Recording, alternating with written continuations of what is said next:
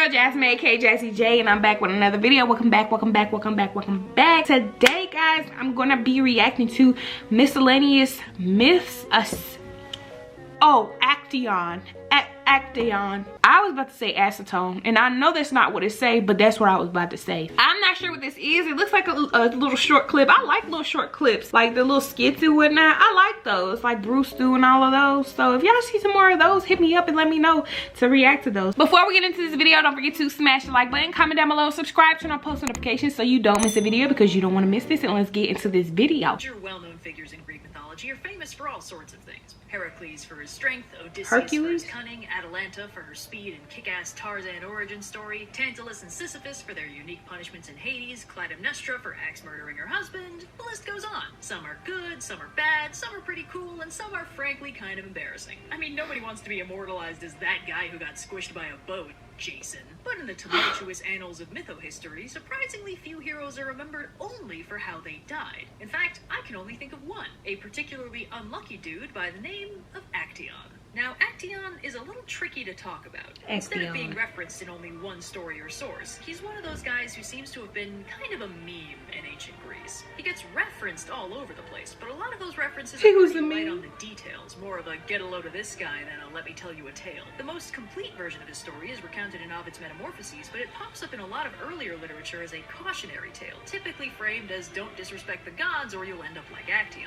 Funnily enough, those early references don't actually agree on what Actaeon did wrong. In Euripides' play The Bacchae back in the 400s BCE, Actaeon is cited as a hunter who boasts that he's a better hunter than Artemis, and it's a major no-no to do that in general, so he's devoured by his own hounds. But about 100 years later, the poet Callimachus says in his hymn number 5 that Actaeon accidentally sees Artemis bathing, and since it's a major no-no to behold a deity naked, he's devoured by his own hounds. Then, a little after the turn of the millennium, Pseudo-Apollodorus' Bibliotheca gives us a sprinkling of detail where it specifies that Actaeon is a hunter trained by Chiron who makes the mistake of wooing Semele, girlfriend of Zeus and future mother of Dionysus. This is naturally a bad idea, and at Zeus's command, Actaeon is devoured by his own hounds. Pseudo-Apollodorus does say, however, that this is an unusual telling, and the more popular version of the story is that, like in Callimachus' version, Actaeon's real offense is seeing Artemis bathing, at which point she turns him into a deer, and then he's devoured by his own hounds. The hounds are then confused when they can't find Actaeon and go to Chiron, who figures out the sad story from context clues and carves a statue of Actaeon so the dogs feel better about the whole situation. Now, we're starting to see the faintest hint of a pattern emerging here, but these anecdotal references don't really paint a full picture just yet. For one thing, they don't agree on literally anything other than Actaeon's death.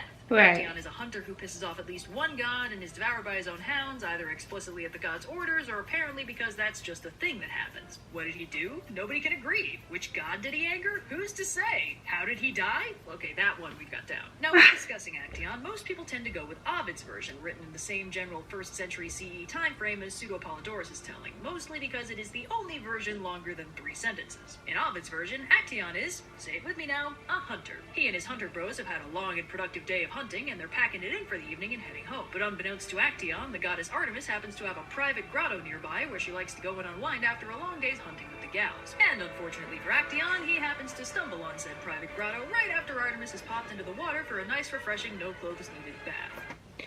But I don't understand, because, I mean, I guess, you know, they were more harsh back then, but he didn't do it on purpose. It was an accident, and I ain't gotta die for that. Come on now.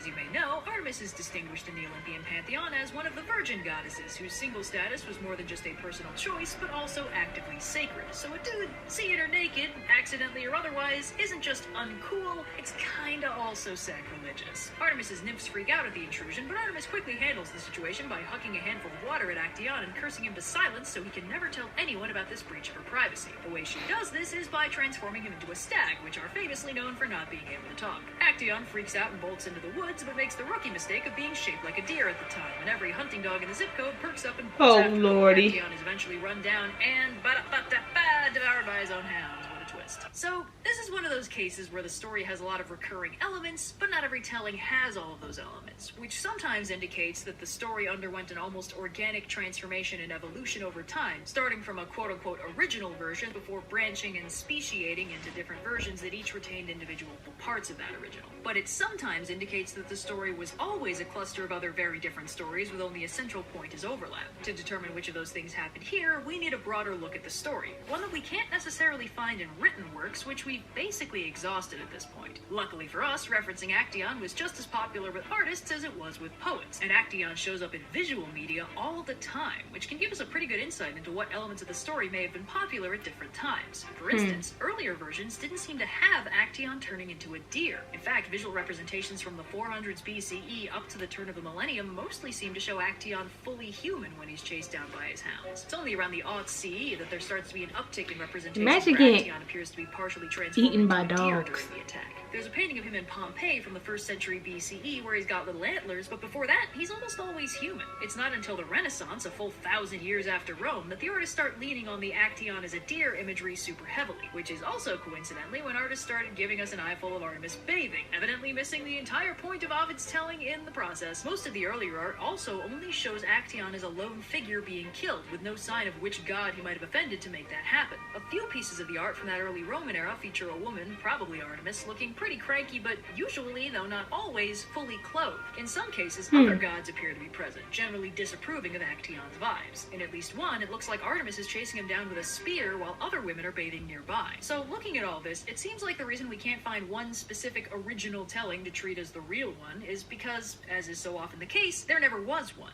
The only consistent thing about Actaeon was that he pissed off the gods and was devoured by his own hounds. What exactly he did, which god or gods were responsible for his death, whether or not he was deer-shaped at the time, deer-shaped. It was most commonly related to Artemis, and more commonly because of the bath, but considering the variety of tellings, it probably only got locked into the cultural zeitgeist as Actaeon copped an eyeful of Artemis's secret maidenhood and she decided not to be cool about it because Ovid's version was the easiest to access and Renaissance artists were weird like that. That was kind of funny. It was actually interesting too, you know, to see kind of how I guess these myths have been like changed over time. Like I feel like we don't know anything now, you know. It's like playing telephone, you know, so some of the stuff from way back when ain't even the same as it is now, like the same as what they're telling now.